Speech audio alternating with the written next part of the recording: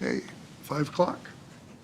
Okay, let's call our regular meeting to order with pledge.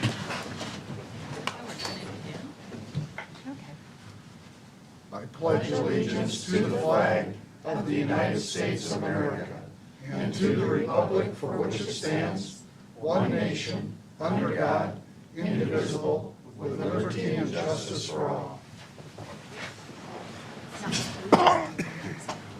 Okay, roll call.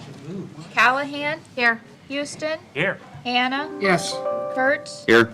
Brusader. Here. O'Laughlin. Yes. Jensen. Here. All right, I'll entertain a motion to approve the agenda. So moved. Second. All those in favor signify by saying aye. Aye. Opposed? Okay, so approved. All right, public comment. Did anyone sign up?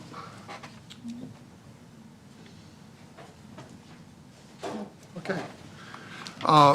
Moving on then, due to the fact that this is Independence's 175th anniversary, the committee felt we should do a proclamation, so we put together a proclamation for the 175th city anniversary. So I'll take a few moments here to read it.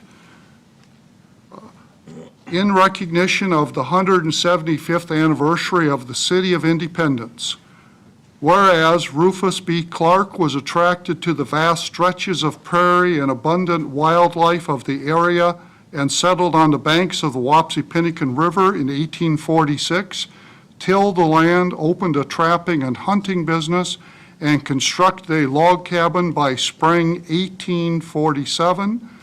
And whereas the Iowa General Assembly commissioned Lyman Dillon, Thomas Denson, and Sylvester Stevens to visit Buchanan County and locate the county seat of government, and on July 15, 1847, they selected location and named it Independence in recognition of the approaching 4th of July holiday.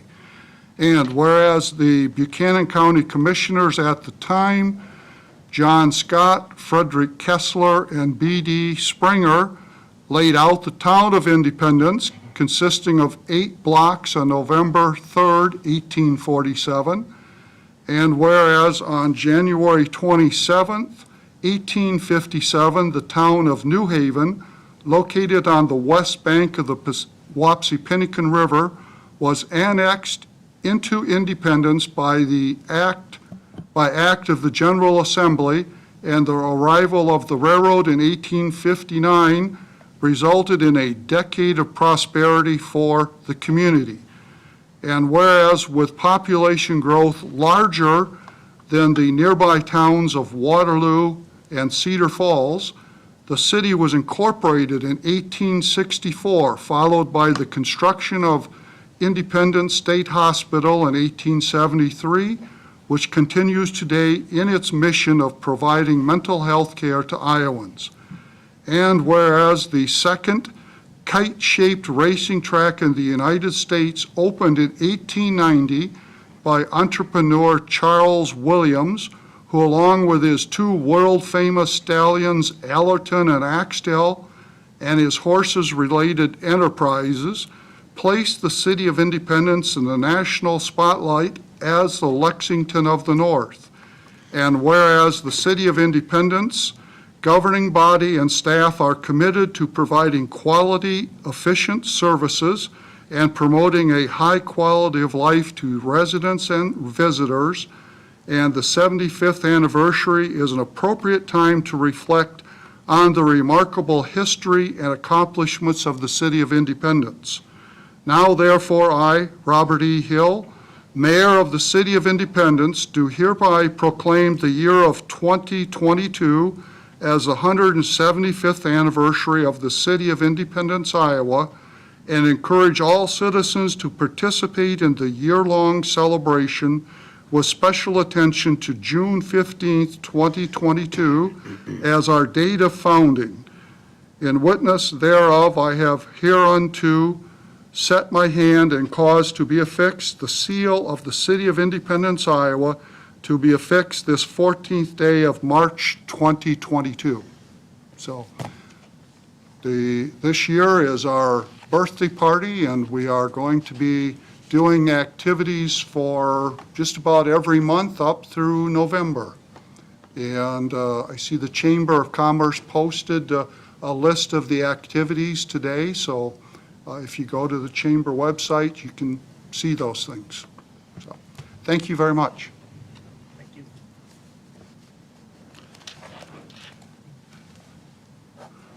All right, moving on to the consent agenda. Motion to accept and approve the consent agenda that approves the following: the minutes of the February 28th, 2022 regular meeting. So moved. Okay, second? Second. Okay. All those in favor of accepting the consent agenda, signify by saying aye. Aye. Opposed? All right. Moving on to approving the claims. I'd accept a motion to approve them. So moved. Second. Okay, we have a first and a second. Does anyone have any questions on the claims? See, we had some fairly significant sized ones. Any questions on those? Curtis Architecture, is this for the facades? Yes, it is. Are we paying it, or is it coming out of the CDBG grants that were We allocated? are paying this. I mean, that's part of our contribution obligation. to this, right. What's our total obligation to the, is it 100,000 for each facade, or? No, our obligation is 25% of the total project cost. So you could break it down by facade or total project. We have just under 700,000 total cost for all the facades and the architectural work. And then the CDBG grant was for like 700 and some thousand? That's correct. Between the two of them. And then the property owners have 25% of the project cost. Okay. Any other questions? Okay, I'll call the motion. I need just do a by voice? Yeah. Okay, all those in favor of approving the claim signify by saying aye. Aye. Opposed? All right, the next items on the agenda, the bank reconciliation and revenues and expenses to date are there simply for everyone's information, kind of letting you know where we're at on all of those. Moving down here to petitions from the public. Civil defense siren request. We have had an individual contact Mr. Roeder and would like the emergency civil defense siren that was taken off the roof of City Hall. He would like to take it to Cedar Rapids. They're going to clean it up, and it'll be part of a historical civil defense display. We have made it known to communities around us that it's available, but nobody has gotten back to us, so it is a way of preserving a piece of history, and he'll pick it up and take it. And Where's it going to be displayed at? He collects civil defense sirens in Cedar Rapids, so it'll be part of ultimately his collection. His own personal collection. Right. yeah, I almost think that ought to stay in Independence. Currently, it's sitting in the parking lot behind City Hall. I don't have another location for it unless the council has a place that you want to put it. These folks are willing to pick it up, restore it, and, at this point, it's excess property for the city. But okay. Did you contact Catherine? Pulaski and talk to, we reached out to the communities in the county and said, we have this available. I think the biggest challenge is not do they want it, it's do they have the mechanism and the ability to put it back into service? And, because I had thought that the Yeah. mayor of Pulaski was Yeah. interested. Yeah, Please we'd work. had Doug Cook, or not Doug, Dick Newton. Newton what went back in history. Yeah. He talked with them and nobody got back with him about it.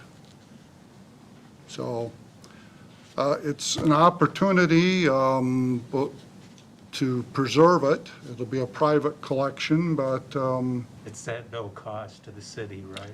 no. No cost to us. It's a matter of, we have to find a place to Yeah. take it to. It can't stay in Yeah. the parking lot here, so. Okay, any other questions, comments? I'd make a motion to approve the request. Second. Okay, and for that, we will need a roll call. Houston, Yes. Hannah, Yes. Yes. Crusader, Yes. O'Laughlin, Yes. Jensen, Yes. Callahan. Yes. All right, motion carried. Next item is the second Saturday series at Farmers Market, a request to be able to use the area around the Wapsie Mill.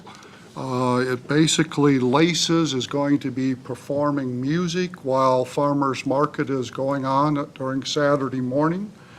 We saw the application, Mary Kay Johnson filled it out. I'll entertain a motion to approve the second Saturday series at the Farmers Market for the designated dates in the application. So moved. Second. Okay, first and second, any other questions or comments? All right, we'll take a roll call. Hannah, Yes. Kurtz, Yes. Crusader, Yes. O'Laughlin, Yes. Jensen, Yes. Callahan, Yes. Houston. Yes. All right, motion carries. Next on our agenda is doing away with our current committee structure. And we do have to have a public hearing on that since we are changing city code. So I would entertain a motion to receive and file proof of publication of notice of the public hearing. So moved. Second. Okay, first and second, all those in favor signify by saying aye. Aye. Opposed? All right, motion carried. Entertain a motion to hold the public hearing. So moved. Second. All right, all those in favor of motion, signify by saying aye. Aye. Opposed? We are now in public hearing. Basically, for those that are watching on TV, this is a change in our operation. We, for years, had a set of committees established where three council members served on each committee. Over the years, we've evolved into now we have a workshop every Monday, and the entire council can hear project ideas and get firsthand information, which is better than secondhand from committee members. We are leaving it to the mayor can, if we have special items that we want more in-depth study, can appoint a committee from the council. And so, Mike? I suggest we develop an ordinance in lieu of replacement of this, so that there's guidelines and criteria. 7 council members, all 7 should be involved in situations of that nature. Okay, we'll take that into consideration when we can do an amendment vote, can't we, when it comes out of hearing? Yes, we I'm can. suggesting an ordinance to replace this ordinance. I thought we were gonna have a finance meeting the first Monday of every month like we always did. And we didn't have it this month. No, this, to do away with the committees, we would do away with the So we're not checking the committees. bank records at all like we did, or? It is not required that the committee come in and do that. Any council person can come in and review any of the financial documents at any time. They're always available. So we can continue that if you wish to come in and review the payroll, the timesheets, the transfers, what have you. We are putting them on the agenda for the transfers and the bank rec, so you already have that, all council members have that. I thought when we got audited, that was a good thing for us. It was, we also have added the mayor reviewing the payables, and that, I think, is covering that as far as the auditor is concerned. But again, council members all have the right to come in and review this at any time. I know that the city clerk and her staff have made that available, and it remains available. Councilmen are also held responsible for if there's errors and they're not caught. Okay, another good comment. We also Okay. talked about having the public safety once in a while, which we talked about having one of those this month. Well, the problem comes in, Deb, is that at a workshop, that's what I had proposed when I had originally done this, but the consensus of the council at a workshop is to just do away with all of the committees and basically have everything done at the workshop on the first Monday.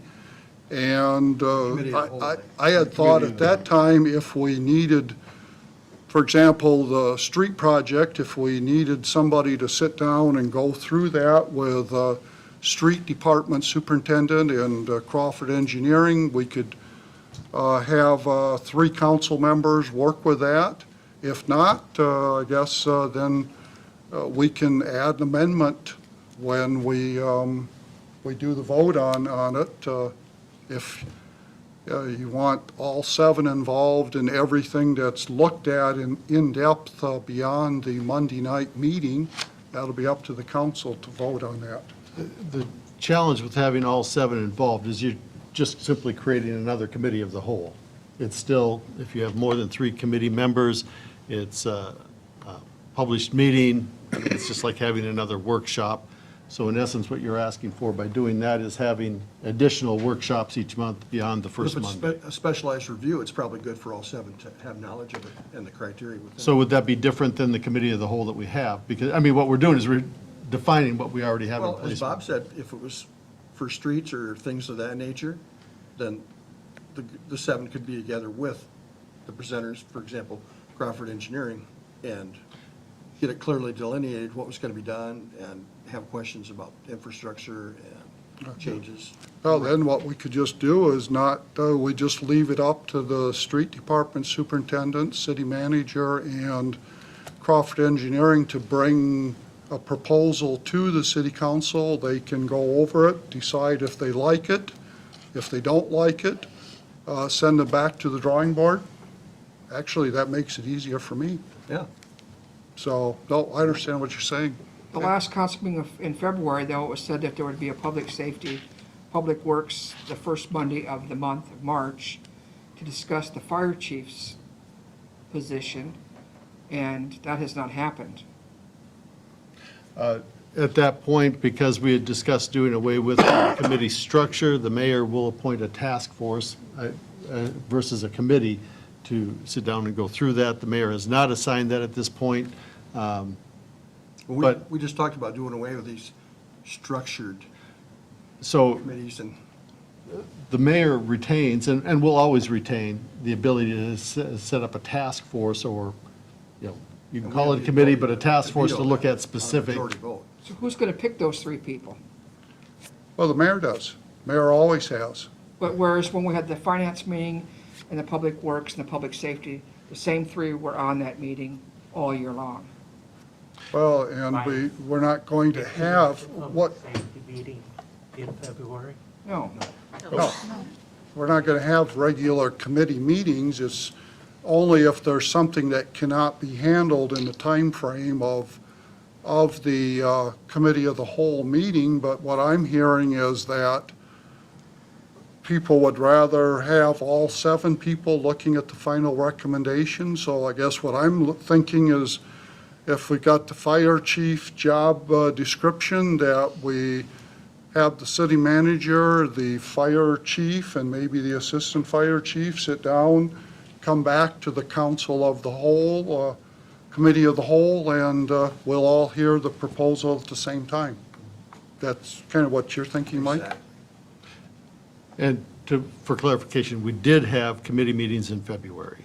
We had the public safety, public works combined, and we had a government performance finance in February. We did not have it in March. Yeah, Right, Went Right. to it. yeah. because it was at the March workshop that it was brought up to, people would prefer not to have a committee. Well, and we were getting into repetition. We were talking about the same topic multiple times, and that's why we felt it was just better to do it with everybody. Okay. So, any other comments or questions on the public hearing? All right, I'll entertain a motion to close the public hearing. So moved. Second. All right? All right, now the, didn't I have? No? All those in favor, signify by saying aye. Aye. Opposed? Because you hit me with a hammer, I can't remember things. All right, well, Then you need first reading. first reading, but do we need an amendment that we're not for, That would be up to the council. You have first reading if you want to change, just, currently it reads that we are going to eliminate 17.02 under powers and duties that establishes the committees. If you want to make an amendment to that, this is where you would make the amendment to it. Instead of eliminating it, you would modify it to be something. I would make a motion to modify it and have it done at the committee of the whole meeting, first Monday of the month, and have all 7 council present for all presentations. For clarification, we have already established the committee of the whole, so I don't, we haven't changed the purpose. In lieu of the current 17-point committee structure. that the mayor would not appoint special committees to deal with topics that our committee structure used to deal with. Correct.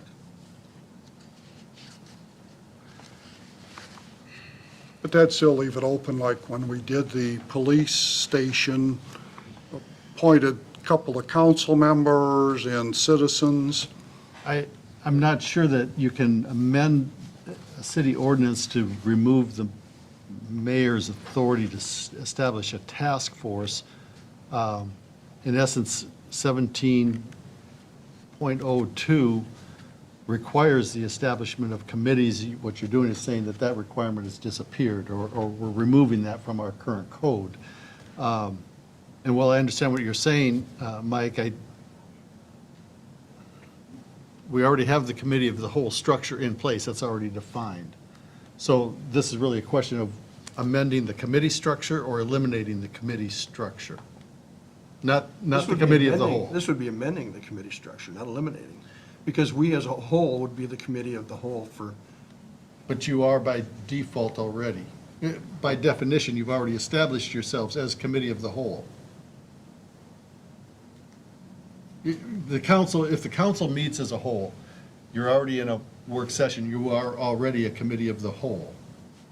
We've already established that. okay, then add that all duties, responsibilities, and inquiries take place with all 7 council members.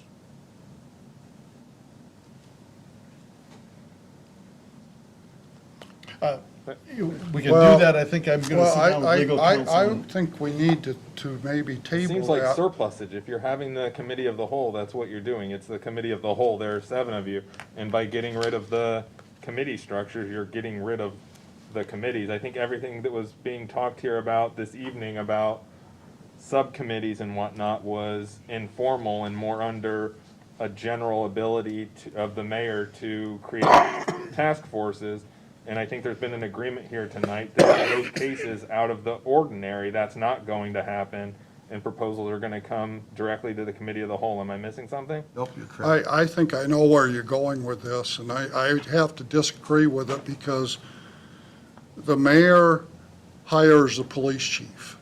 Yes, he does. And She does. the mayor, in the past, has not included any council members. This last time, the mayor included 2 at-large council members as assistants. She made the final decision. I still do not think that 7 people need to sit down and interview a potential candidate. So if that's where this is going, then I have to be opposed to it. That's okay. I mean, I can understand the other things, the fire chief, the, stuff that the committees dealt with themselves. But when you start getting into code things that the mayor has responsibility and authority to do, I think you're chipping away at what few things the mayor does have some authority over. Well, I think it gets worse than that because you may be starting to erode our current form of government, which means that that would require a referendum of the people to change our form of government. So I'd be nervous about that without doing a little bit more research on, A referendum? if you're going to change, Change to do away with this if ordinance? you're going to change your form of government, yes. Now, that's what I'm saying is I think you're getting into an area where you're trying to erode the authority of the mayor, which is established by state code and the city has adopted. I'm not sure you can change the mayor's duties or powers without changing the form of government. That's the piece that I'm nervous about with, We already said he's got the responsibility, or she, whoever's the mayor has the responsibility. We have to compare, Chief. we have to compare the code provisions against the Iowa code provisions for the particular form of government adopted by the City of Independence and ensure that what you're proposing does not cut into the specified rules of the mayor under that form of government in the Iowa code. I'd make a motion, we table it till the next time and have you do the research on it and tell us what's allowed, what's not allowed. I'm okay with that. fine. Okay, entertain a motion to table it till the next Mike made it, meeting. second it. First and a second, roll call? Kurtz, Yes. Prusader, Oh, yeah. Yes. O'Laughlin, Yes. Jensen, Yes. Callahan, No. Okay, that's what I got. Houston, No. Okay.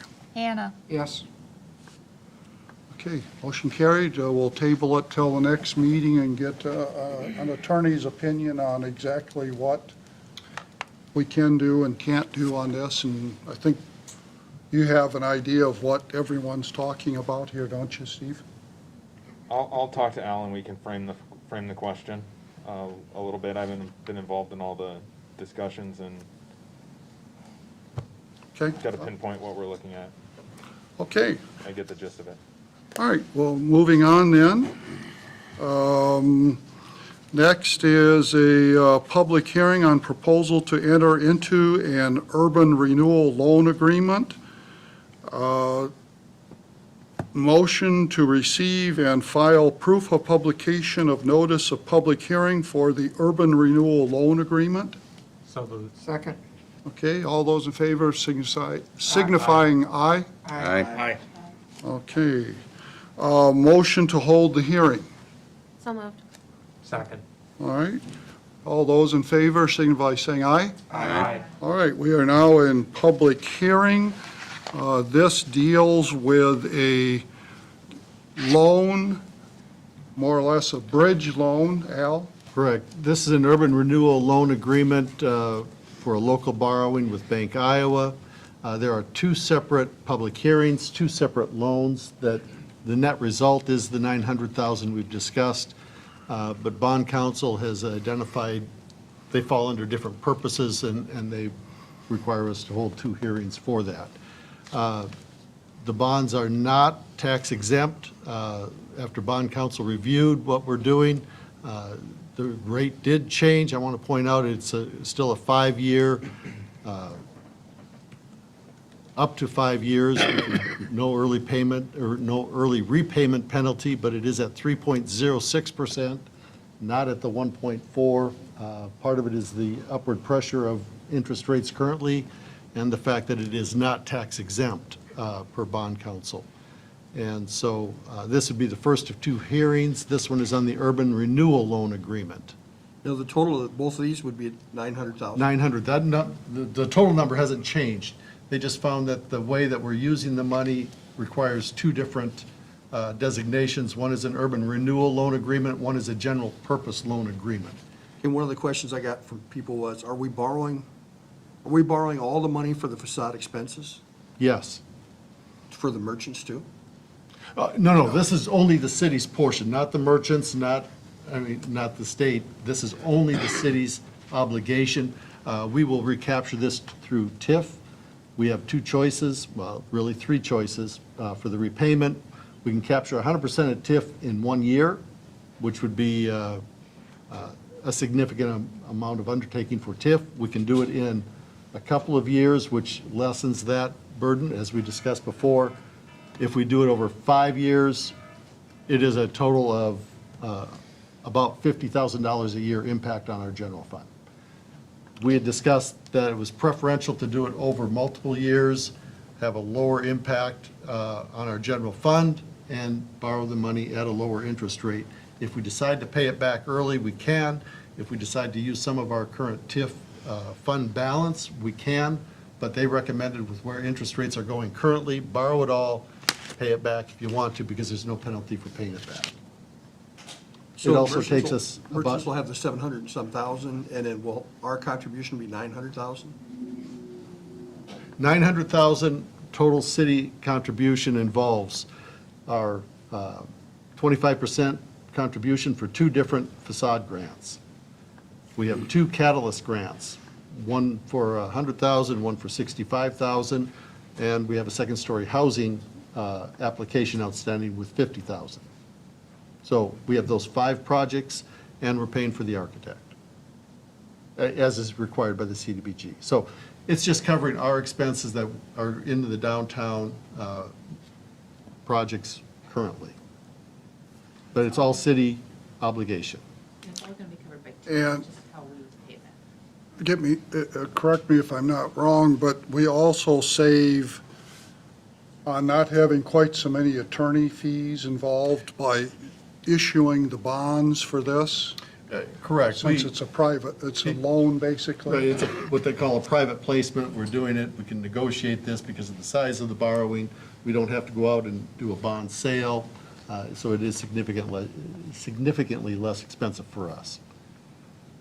And the other thing, if we took the entire TIF at once, it does hurt the county and the school district, because that does take away financing for them. So this helps all of us spread this whole thing out over 3 to 5 years. Correct. In reading the resolution, I looked at this the other day, and if I add up the two, it comes up to 925,000. Under their language, we are only borrowing 900,000. Okay. That is all we're borrowing. That's So what we started. that not to exceed, the 225 is not to exceed really 200. The 220, they wrote it that way because there's two different bonds. They wrote 225 on one and 700 on the other. Okay. You add it up to 925. It's a not-to-exceed number that they put in there. We are only looking at 900,000. Okay. So all of our language, our public hearing notices have always identified the 900,000 total. If one comes in at 675 and one at 225, you're still at 900,000. But that's why they wrote it that way, because that one loan they felt needed to have that flexibility, John. Okay, any other questions or comments? Okay, if not, I'll take a motion to close the public hearing. So moved. Second. Okay, first and a second, all those in favor signify by saying aye. Aye. All right. Next, a resolution taking action on proposals to enter into general Gotta do this one. I did this one No, we did. We did the urban renewal. Loan agreement. on the front. Yeah. We do have to have a public hearing now on the general purpose loan agreement. It's identical to the conversation we just had, but you do have to have a separate hearing. All right, I'll entertain a motion to receive and file proof of publication of notice of public hearing for general purpose loan agreement. So moved. Second. Okay, all those in favor, signify by saying aye. Aye. All right, entertain a motion to hold a public hearing on the general purpose loan agreement. So So- moved. Second. Okay, first and second, all those in favor of holding the public hearing, signify by saying aye. Aye. All right, Ditto. Same conversation we just had. This is just the second purpose, if you will. all right, I'll entertain a motion to close the public hearing. So moved. Second. All right, all those in favor of closing the public hearing, signify by saying aye. Aye. Opposed? Now you can do the resolution. Just lucky I'm well-trained. Just listen right there. Okay, now we can move on to resolution taking action on proposals to enter into general obligation loan agreements and combining loan agreements. Motion to approve a resolution taking additional action on proposal to enter into general obligation loan agreements and combining loans. Entertain a motion? So moved. Second. All right. Any questions on this? I think we kind of know what we're up to here. All right, roll call? O'Laughlin, Yes. Jensen, Yes. Callahan, Yes. Houston, Yes. Hannah, Yes. Kurtz, Yes. Brusader. Yes. All right, we move down to an ordinance providing for the division of taxes levied on taxable property in the Hummingbird 2 Housing Urban Renewal Area pursuant to Section 403.19 of the Code of Iowa, third and final reading. Entertain that motion. So moved. Second. Okay, first and second, and we need a roll call. Jensen, Yes. Callahan, Yes. Houston, Yes. Hannah, Yes. Kurtz, Yes. Brusader, Yes. O'Laughlin. Yes. All right, motion carried. We now move into a public hearing on the proposed development agreement with Steve G. Construction, Inc. A motion to receive and file proof of publication of notice of public hearing for the proposed development agreement with Steve G. Construction. So moved. Second. All right, first and second, all those in favor, signify by saying aye. Aye. Opposed? Okay, motion carried. Motion to hold the public hearing. So moved. Second. All right, first and a second, all those in favor of holding the public hearing signify by saying aye. Aye. Opposed?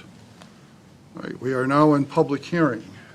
This public hearing is for Steve G's new development that is going south of the current Hummingbird Court project that he's working on. It would involve additional street, water, sewer, storm sewer infrastructure for, I believe it's 9 condos. Again, we would propose doing the same thing that we have done with the last 3. He would put the infrastructure in, we would have a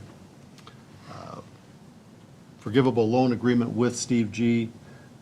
We would pay for the water, sewer, infrastructure, recoup our payment through TIF. If he fails to develop this property and repay our development agreement with tax dollars that he creates or generates, he would have a forgivable loan that he'd have to pay off. So at the end of 10 years, whatever portion of our infrastructure that he has not generated enough taxes to pay for, he pays for. So we don't end up with a developer putting a lot of infrastructure out in the field, walking away, and we have a very expensive field. Now, Mr. G has never come close to doing that. He's been very good about it, so we expect he will retain that momentum. But again, he is committed to paying it back. I have a question on the development out there. This one appears to have like a cul-de-sac turn or something in it. We've discussed the access and egress issues out there, and we've never really come to a conclusion about adding another entrance. This And I'm getting act- concerned with that many developments out there. This does have a cul-de-sac corner, if you want to call it that. Yeah. And it has a street easement going to the east for the future, I don't know if that's Hemlock Drive or something that he has there. So it is set up for a future street access going to the east. There's currently not a street there, but there is one planned for that open field between, what is it, Spruce and,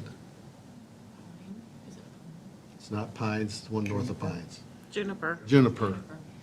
So there is another street earmarked to go in there. This would have that access, John. If you're concerned, John, with the fire trucks and ambulances and Yeah. stuff, Exactly. And it being a more or less a retirement area, we need to keep all that in mind, I think. Yeah, I guess I thought this was going to happen with this development. See, that's what I did too. This development does not go far enough south to tie into another street. There's not an existing street going to the east. So he's planned for it when that street is put in, but this does not go south to Juniper.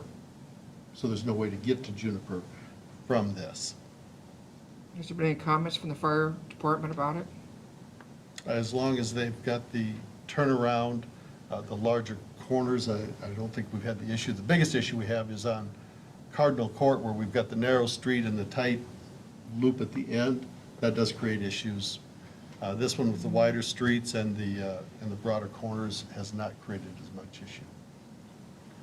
Could he at least put in a gravel access? I mean, I look at that, if we had, say we had to evacuate it for some reason, they've got one street coming down out of, I don't know how many condos we got in there now. It's, just seems like we're just got a terrible bottleneck. I mean, everything is fine as long as we don't have everybody wanting to leave at the same time. We've discussed this a couple different times, and I'm really getting to the point where I'm kind of concerned.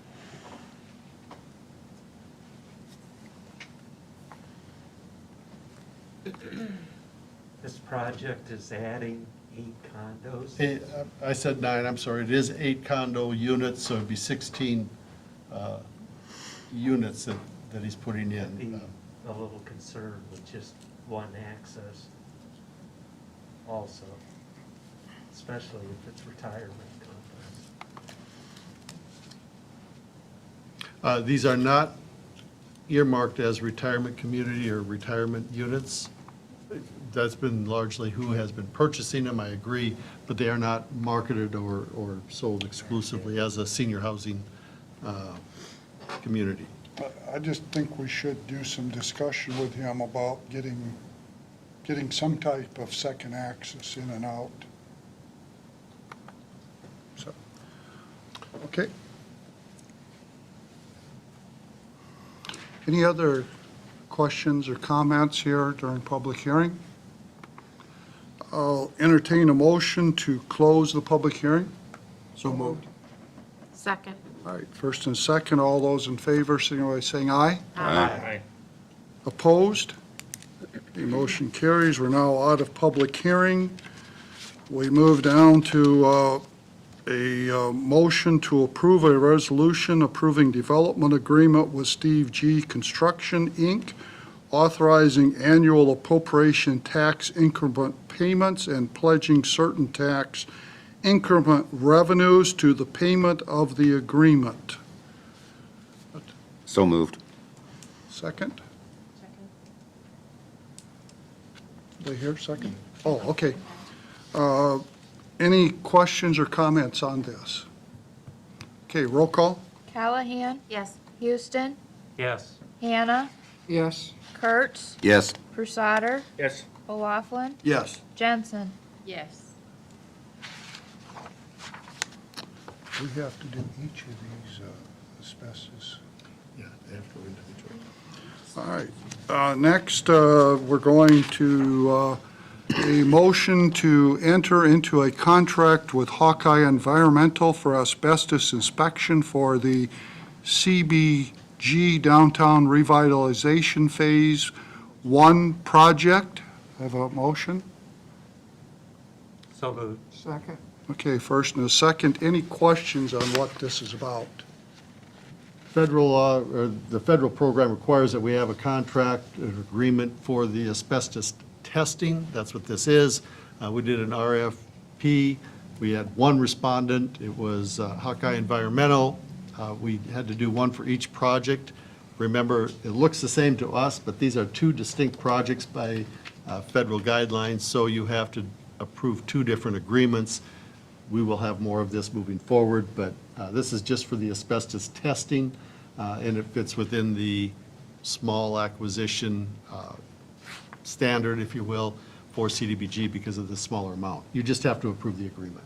Is the city responsible for the contracting and payment of this, of the inspection and the abatement? We are responsible, we are the applicant for the CDBG, which means that we are ultimately responsible for this. So none of the CDBG grant goes to pay for any of this? No, this would be part of our cost to do this, that's correct. As far as the testing goes, Mike. Well, so the total project with 5 different entities working is 3.6 million, so our 1/4 would be 900,000. In round numbers, yes. Okay, any other questions, comments? Roll call? Houston, Yes. Hannah, Yes. Kurtz. Yes. Crusader, Yes. O'Laughlin, Yes. Jensen, Yes. Callahan. Yes. All right, motion carried. Next, motion to enter into a contract with Hawkeye Environmental for asbestos inspection for the CBG Downtown Revitalization COVID-19 project. Do I have a motion? So moved. Second. Okay, first and a second. Any comments or questions on this? Roll call. What's the difference Oh, between sorry. this one and the last one? The number of facades and the anticipation of the possibility of asbestos, mostly in the roof. What happens if they find asbestos? Then there is a responsibility to remove it before they can proceed with the work there. Do we have to pay for that? Our commitment remains the 25%, as you're going to see, is moving into it. That's built into the agreements. The contractor has to provide testing to prove that there is or isn't, but they are also responsible for bidding it accordingly, which we've already taken the bids. So we're not going to get any extra bills because, if they find it. I don't see there being anything extra because they've been made aware of the possibility of asbestos. They know that, but we have to provide the test to prove that there is or, in fact, is not. Okay. Any other questions? Now, we'll do a roll call. Hannah, Yes. Kurtz. Yes. Crusader, Yes. O'Laughlin, Yes. Jensen, Yes. Callahan, Yes. Houston. Yes. All right, motion carried. Next, we move down to consideration of CBG Downtown Revitalization Phase bids, discussion information. At this point, they are working on the individual project scope with the property owners, but you will see that Phase 1 bids came in at $783,000. The original estimate was $825,000, so we are under estimate on Phase 1 bid. When they get this finalized, I expect that on March 28th at the council meeting, we will formally award this contract. Did anybody bid besides Cornerstone? Yes, we had Tricon and Cornerstone on this one. On the next one, we had Tricon, Cornerstone, and Larson. Would this Phase 1 start this summer? Both phases will start this summer. There's 2 years to complete 15 facades, so it will be a very, very busy summer downtown. Will there be interruption of sidewalk in front of these buildings? Yes. So they'll be using the back door? Right. I mean, if you take a look at the facade, what has to happen on the facade, it will affect the sidewalk traffic. To what extent? We'll have to minimize that, but clearly it's going to be in the sidewalk. Okay. All right, any other? No action on this. You'll see that on this particular one, we did get the notice of award. In essence, the architect notified the contractor that they were the low bid, and they verified the fact that they were low bid and the numbers were responsive. On the next one, for CDBG Downtown Facade Program, the total grant, again, was Cornerstone at $634,069. That included a $25,500 bid alternate for some additional work at one location that may not be eliminated based on what the owner wants to do with that. That would be the owner's option if they wanted to pay that extra $25,000 for the work. That's outside of our grant, our original grant amount. This one would be roughly $2,500 over the estimate of 606,000. If I take the alternate out, it's 608,000, so there's a little bit of difference in there, but they are still working on the scope of the project for each individual facade. And this one had a little bit more work to do on it, so they're wrestling with this one currently more than the Phase 1. Both are very competitive, both are, you can see, very close to being in line with what we expected. All right, we'll move into resolutions. I'm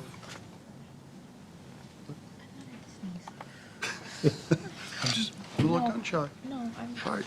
All right, fiscal year 2023 budget. Motion to approve the resolution setting the fiscal year 2023 budget, CIP, and transfers. So moved. Second. Second, any comments or questions? Okay, roll call. Kurtz, Yes. Crusader, Yes. O'Laughlin, Yes. Jensen, Yes. Callahan, Yes. Houston, No. Hannah. Yes. Okay, motion carries. The next is motion to approve a resolution approving contract and performance and/or payment bonds for the Liberty Trail South Extension Project. So moved. Second. First and a second, any questions or comments on this? So this is part of the GEO bonds that we borrowed. That's correct. This would be the part where, if you remember right, our GEO bond had two segments. One was for essential function, one was for general purpose. This would be the general purpose piece. We had talked previously about moving some funding around. We do have to have a public hearing, which you will have at the next meeting, to set that public hearing to move from essential function to general purpose to help pay for the extra money that went into the Liberty Trail project. I had a person ask me yesterday if we could use the money from the road project and borrow less on the GEO bond. From the road project. We canceled our. Project. Oh, that's what we're doing, Mike.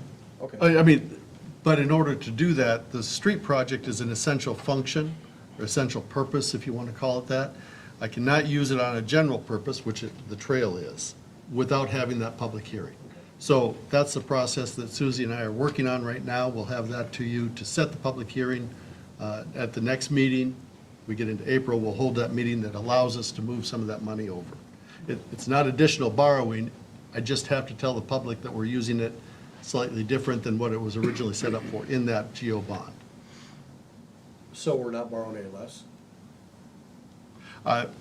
We'll find out when we get all done with the projects, but we may have money left to pay back out of that bond. It doesn't mean that we're going to use it all, but at this point, all we're doing is trying to move some of the money from the essential function to the general purpose. Have those bonds all been sold already? Those have all been sold, that's all been, I mean, that part was all done last year, so that money's already here, What was that, a $2.2 million or 2.7, 2.7? yeah. Okay. Yeah, when she stopped me on that, I thought, that makes sense. But, absolutely, I mean, and that's what we had discussed at the last meeting, it's just that in order to move it, we have to move it in accordance with what we told the public originally. If we change that, which we're proposing to do, we simply have to hold a public hearing and make sure the public is aware of that. Okay, any more comments, questions? Roll call? Crusader, Yes. O'Laughlin, Yes. Jensen, Yes. Callahan. Yes. Houston, Yes. Hannah, Yes. Kurtz. Yes. All right, motion carries. Moving on, a motion to approve a resolution that assesses property owners for Chapter 136.03, removal of snow, ice, and accumulations, failure to comply. Have a motion? So moved. Second. Okay, first and a second. Any questions or comments? Okay, roll call. O'Laughlin, Yes. Jensen, Yes. Callahan, Yes. Houston, Yes. Hannah, Yes. Kurtz. Yes. Crusader. Yes. All right, motion carries. All right, the next, we're going to be talking about setting solid waste collection. I thought it would be helpful if maybe I just read that paragraph for down at the bottom here for people out in the audience and on television. As discussed in the Committee of the Whole meeting, the fee structure for curbside pickup of garbage and recycling is a service fee system based on current contractual agreements with Waste Management. The fee proposed in the attached resolution reflects the latest 3% increase last fall, an anticipated 3% increase this summer, July 1st, and the anticipated fuel surcharge per contract language. In reviewing the fuel surcharge, the initial increase happens at $4 diesel costs. In the most recent fuel report, we are at $3.96 per gallon, with March showing a $4.69 per gallon cost. March would be subject to a 4% fuel surcharge if this rate persists through the month. Each 25-cent increase in fuel cost is reflected by a 1% increase in fuel surcharge. The attached resolution shows a 7% increase in solid waste collection fees, as well as a 5% fuel surcharge. 5% covers the fuel surcharge as we project out, but it is the most accurate that we can come up with today. So basically what we're dealing with are two issues here, and the city has been subsidizing garbage collection for several months here. It's decided that we needed to act upon the increase that was brought about, 3% on the contract. We have another 3% coming up in July 1st. The surcharge is a pretty common thing for trucking industry, so that we have to figure the surcharge into the new fees. We've talked about it. If the surcharge drops and if the fuel costs drop below the limits in the contract, then we would be dropping off that 5% surcharge fee. So, but we don't know when that would happen.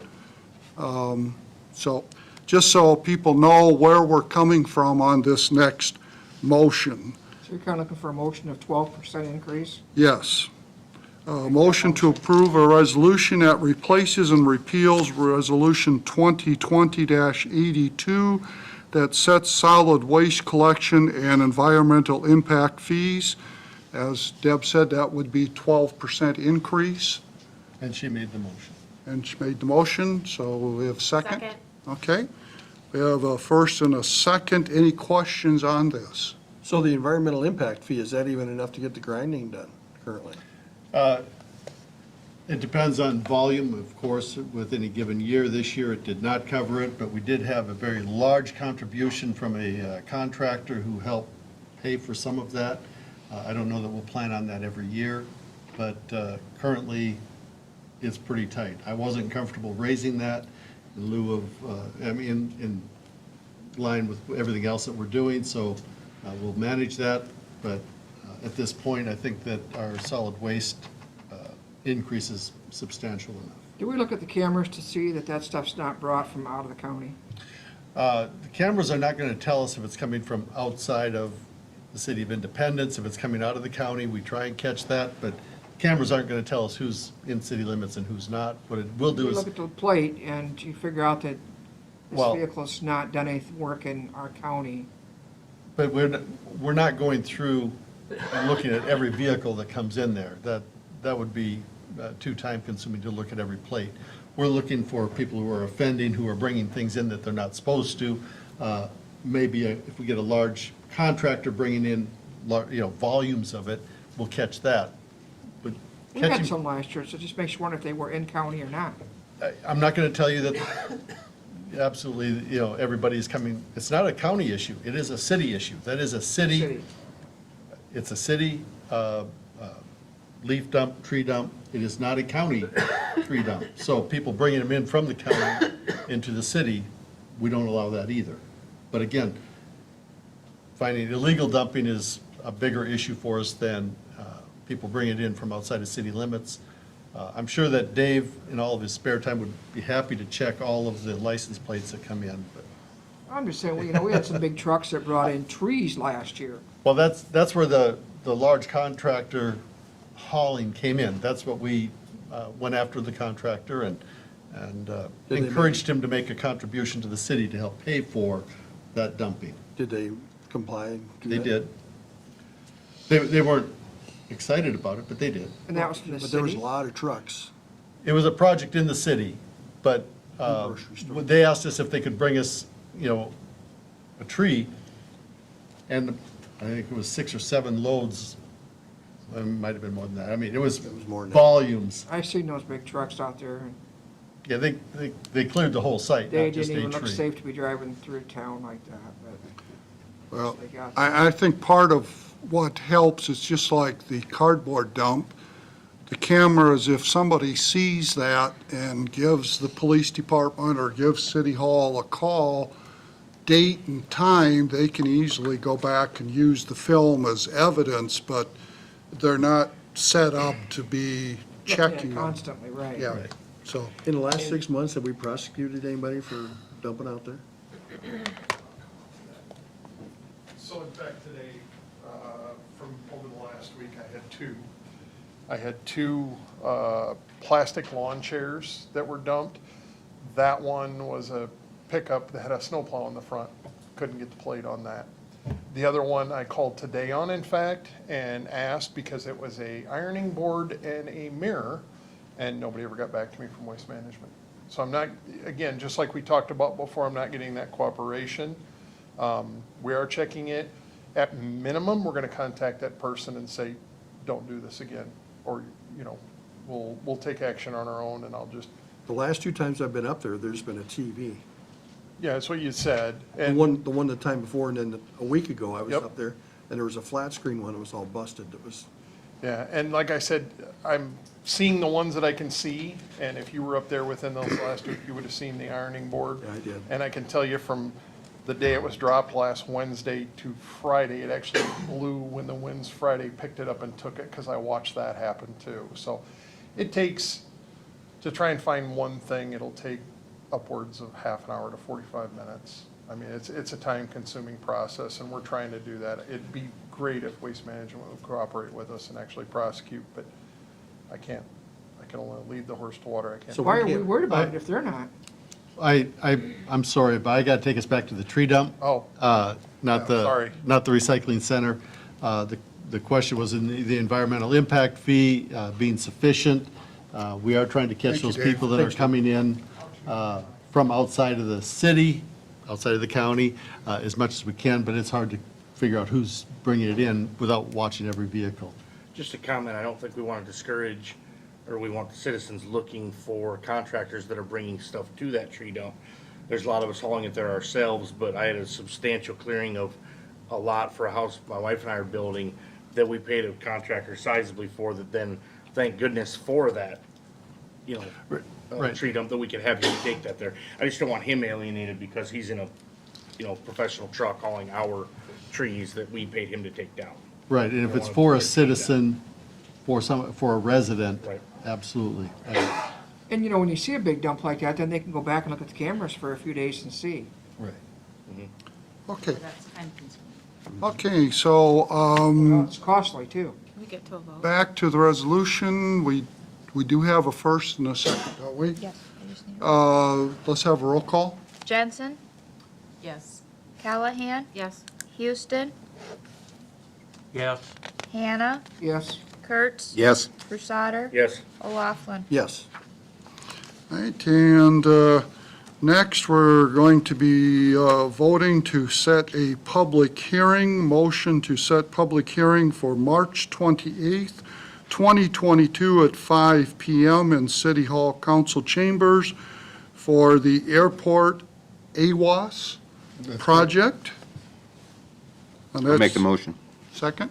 Second that. Okay, This is project that we have federal funding for, or state funding for, excuse me, for an automated weather observation system. The one that we have is outdated, parts are not available, and they concurred, and we have the go letter from the state FAA to replace this. Right.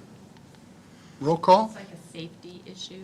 It is a safety issue. Pilots are able to call in and get the weather at that location as they're flying in, or if they want to fly out of there, they can check the weather that way as well. Okay. The other? Roll call? Callahan, Yes. Houston, Yes. Hannah, Yes. Kurtz, Yes. Brusader, Yes. O'Laughlin, Yes. Jensen. Yes. Okay, next item here is I would entertain a motion to have an hourly wage of $32.03 for the building inspector code enforcement position. Do I have a motion? How much less does that involve? This is, the 3203 is the current wage, But no 3% raise. but that would be, the stipulation I would ask for is that it would reflect the no 3% July 1st. And I think that was reflected in the discussion last week. Which is fairly substantial amount. Okay, do I have a I'd motion? make a motion that we go with the 3203 and eliminate the 3% raise in July. Okay, second. Or second. Second, okay, we have a first motion and a second. Any other discussion? Okay, roll call. Houston, Yes. Hannah, No. Kurtz, Yes. Brusader, Yes. O'Laughlin, No. Jensen, Yes. Callahan. Yes. Okay, motion carried. Next item is a motion to retire K-9 Titan. And Officer, would you want to come up? So I've asked Officer Cass to come with tonight to answer any of the other questions. I did check with him, and I was correct on most everything that I told you last week. And so I'll let him go ahead and speak to the retirement of the K-9 for you. He just let you sit down on purpose. I know. So after a lot of discussions with the vet and Chief Nieder, I'm thinking around the July 31st area. I think the chief has told you in May, we have Dogs for Law Enforcement coming back. It's going to bring about 60 dogs back to the community. It'll get us through that. It gets us through the July 4th, interacting with the kids and everybody down at the park. And then July 31st, probably hang it up. So that's kind of what we're thinking, so. And you would most definitely want to retain ownership of. Absolutely. Yeah. There's no question. He and my new daughter are best friends, and so yes, he would need to stay at our house if you guys would be That's able to appreciated. grant that. Thank you. So, Nope, okay. I'd make that motion. I'd second. Okay, motion is second. Any other comments or questions? Roll call. Hannah, Thank you, Yes. Officer Cass. Kurtz, Yes. Brusader, Yes. O'Laughlin, Yes. Jensen, Yes. Callahan, Yes. Houston. Yes. With that, will there be a further discussion about getting another one then? That would be a separate topic, but, you know, if they choose to move ahead with that, that would be, they'd come back to the council for that blessing. Fairly certain they'll be back, right? Okay, good. All right, next item on the agenda is a motion to approve the 2022 annual service contract with Frontline Warning Systems for the fire department. So Motion, moved. second? Second. Okay, motion and a second. Any questions on this? So it's $1,000 a year for the inspection? It's $1,000 for them to come in and do the inspection on this, but because it is a contract, it's requiring council. Well, it also, they install new batteries and everything. Right, the batteries are probably the most significant piece of maintenance that they do on it.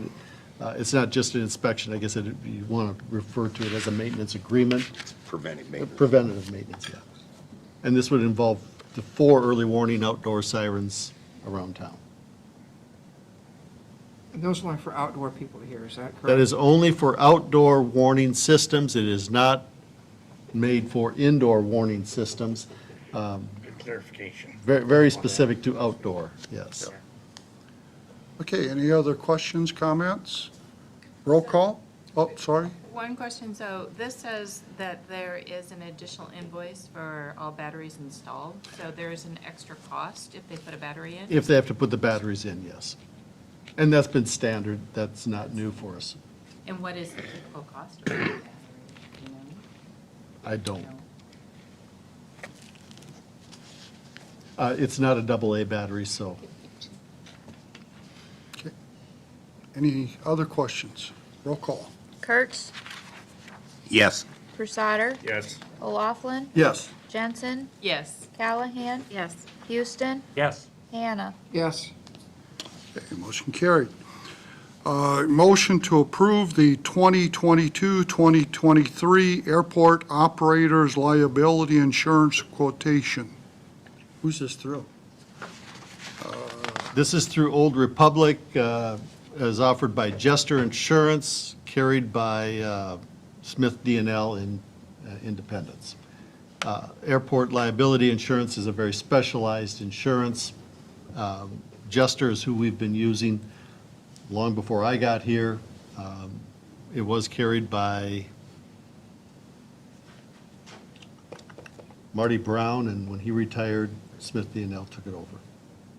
But again, it's going through several reiterations to get to Jester. Ultimately, Old Republic is the carrier. Why are we doing this one and no other insurance stuff? This one is specific to the airport. It goes through the airport board, their recommendation, but to enter into it, we want your blessing on this. We do have our other insurance through ICAP. The council is involved in that one. This one, you have not been. Again, to sign it, we'd seek your blessing on that. I'd make the motion to accept. Second. Okay, first motion and a second. Any other comments, questions?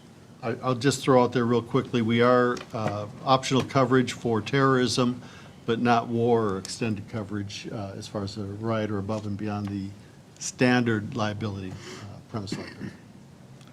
Okay. Roll call. Crusader, Yes. O'Laughlin, Yes. Jensen, Yes. Callahan, Yes. Houston, Yes. Hannah, Yes. Kurtz. Yes. Motion carried. We are down to engineer updates. Mark? Thank you, Mr. Mayor. Just a couple things for you tonight. With your action on the Skyline contracts, we'll get copies of those back to them very quickly and get a pre-con scheduled, get their schedule and what their intent is to get working on that project, and we'll let you know as soon as we know from them. Second item is the two STBG funding applications for fiscal year '26 were submitted to Intercog. That meeting to discuss those projects is Thursday of this week. The mayor will be attending that along with either Brian and/or myself on behalf of the City of Independence. And the last item, we met with the contractor last week on the 6th Avenue Southwest sidewalk, or trail, I should say, and they have a plan of action. They know what they need to get done and have assured us that as soon as the weather is suitable, they will be on site working. How about that creek fence? What are they gonna do for that? Just go right across with 3-strand or 5-strand or? We have fencing in the contract for that. I don't recall the specific type, That Mike. washes out. There's trees up above that have come down through there and knocked out fences. Yeah, yep. Yeah, that's one of the items that they have, their fencer lined up to come in and work on that. So, other than that, I'd be happy to answer any questions if there is any. Okay, thank you, Mark. Yep. Thanks, Mark. Thank you. Okay, moving on, council committee reports. I think we had a long discussion on council committees, so we have that report covered. Council members, we'll start with you, Jen. Any comments? No. Tom? No. Deb? No. Okay. John? I have nothing. Thank you. Okay. Brian? Mike? Happy St. Patrick's Day out there in TV land. I can't believe you said that. Right? I have Yeah. nothing. Okay, nothing? Okay. Susie? just that I will finish up with whatever I need to do for budget and take that to the courthouse later this week. So thank you all for approving it tonight. Okay, Dave? Sorry to extend this quick meeting by a little bit more, but in discussion when we talked about the canine, Deb, we did contact the same place where we got the dog from before. Officer Cass helped me with that. And we were able to come up with their bid, and it's for the dog, a 3-year health warranty, the equipment package, the 4-week handler's course, and the free maintenance training as it goes on with that. And that bid came back at $13,500. Now, I would tell you, as I talked to you last time when we were here as a committee of a whole about the canine fundraiser, that money is already in that account and ready to go. So, you know, I guess I'm gonna look to Al on that, because I haven't been around that long. And if we wanna do that, we can set that at the next meeting and have the council vote on that to keep going with the program. But as I've come here and talked to you time in and time out, we've talked about this program and we've had overwhelming support from this council. But I didn't want to start going ahead with things without letting you know, because it is a large fee, but it's there already. And that's due to the great contributions and backing of our community, both businesses and individuals. So that's where we're at with that, and we can decide as a council if you want to go ahead and do the support vote for that, because we've got a little bit of time now, but we're going to come up against that wall with the July 31st retirement date. So When you said equipment, does that include like the vest that, The rocket I launcher. think that was a donation last time. So in Mike's, so this is for Mid-Michigan, which is where we got Titan at. And so Mike's equipment package comes with a lot of his new handlers. He gives a tracking vest, some tennis balls, some leashes, some collars and stuff like that. And a lot of that we already have, but I mean, obviously we're not gonna say no, it comes with it. And then stuff from Titan we will keep. What we can't, we'll set aside and use the new stuff. But yeah, it's all part of that package, so. I don't know, yes, I saw in the paper somebody else got a donation for one of their canine units for the protective vest. Yeah, so a lot of those come from a company called Vested Interest in Canine. And so Titan has one from them too, and also they cover Titan's health insurance. Okay. So if blessed at the next council meeting to move forward with this, I'll apply for the same insurance Okay. so that Titan has health insurance, or the next dog has health insurance as well. Okay. And they pay for 90% of any medical bill. So that really saves on our donation account. So. Thank you for all your work on that. Yeah, no, thank you guys for supporting it. It's a great program. It's really enjoyable. It's sad, but I look forward to the next one as well. So, I think it really helps community engagement. well, and as Chief spoke here a couple meetings ago too, you know what, the stats are great, but you know, the school deployments and the kids and everything like that, we can't keep record on that. I mean, that's interacting that bubble right there, bringing us close to our community, and they do a great job of it, so. Thank you. And you plan on getting the next one that's gonna be pretty kid-friendly like this one? Yeah, so to elaborate on that, I think the last meeting, I think what you were talking about was what's called a Belgian Malinois. And I'm not interested in getting one of them. They're really hyper. They're a good working dog. But we're looking at a Dutch Shepherd, and what I've talked to Chief about. They don't have hip problems like Titan is starting to have. They don't have stomach problems, so their stomachs can't flip, and they last longer. So, I mean, as much as I don't want Titan to go out, I mean, it's time. But we'll get the next one, and hopefully it'll last longer than he has. He's given us 6.5 years here at the department, so it's been great. Belgium? What's that? Is Coda Belgium? Coda is a long-haired Belgian Malinois. Yep. So, Okay, thank you. you're very welcome. Thank you. anything else, Thank you. council, for me?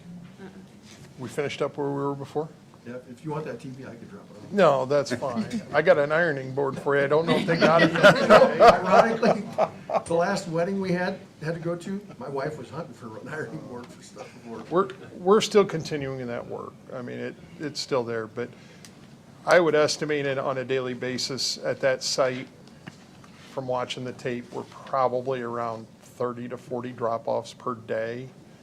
And the other problem is, and I've expressed this to Al, I have no clue when somebody brings up a big bag and dumps it in, what's going in, because I can't see it on there. And Well, they shouldn't be able to, I mean, the way the lids are, they don't have them all tied down though either. I know, they're busted. Yeah, I know. And so this is what we're fighting against. I'm also going to train a couple more of my guys on the use of that video too, kind of take some of that off of me, see if we can't get there. To the tree dump, Deb, I know that Todd has that back portion of that tree dump is where they dump illegally.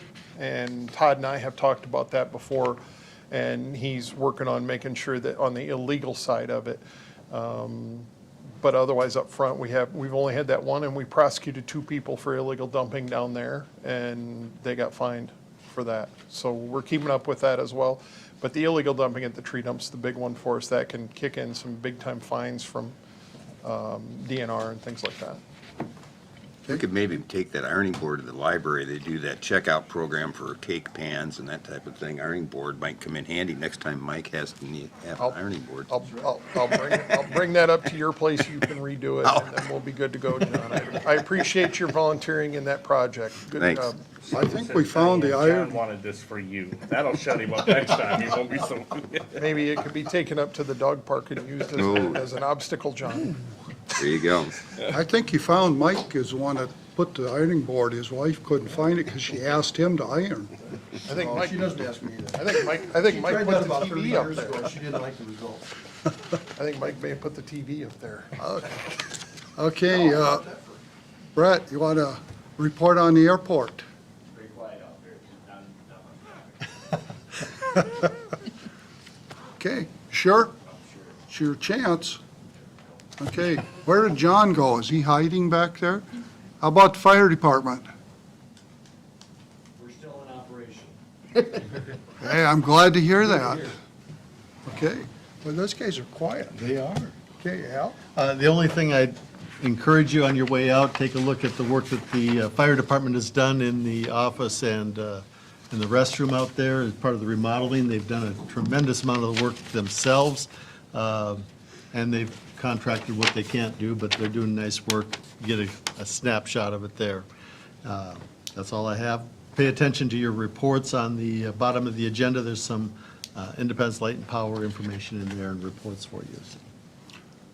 Okay, I just have one thing. We received a letter from the Buchanan County Historical Society that just states, "Dear Mayor and members of City Council, on behalf of the Buchanan County Historical Society, I would like to thank you for your recent donation of $10,000. As you know, we will be applying it toward the restoration of the Daniel S. Lee Mansion.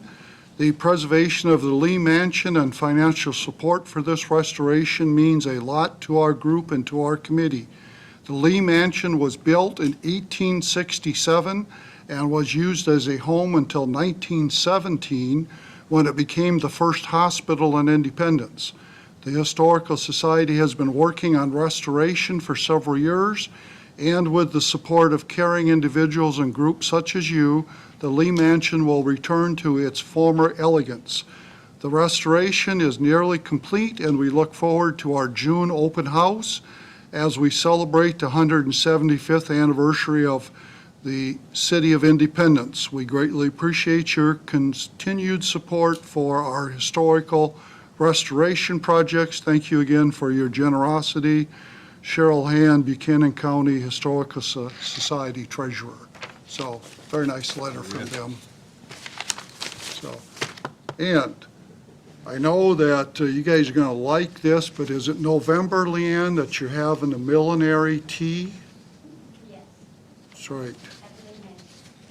They've asked me to speak about everything I know about millinery. Be a very short speech. So, with that, I'll entertain a motion to adjourn. Let's go home. Second. All those in favor? Aye. Opposed? Okay, we are adjourned. Thank you, everybody. You better be home by 8 o'clock now. No, that was very, very efficient. We went through a lot of stuff. So what we'll do is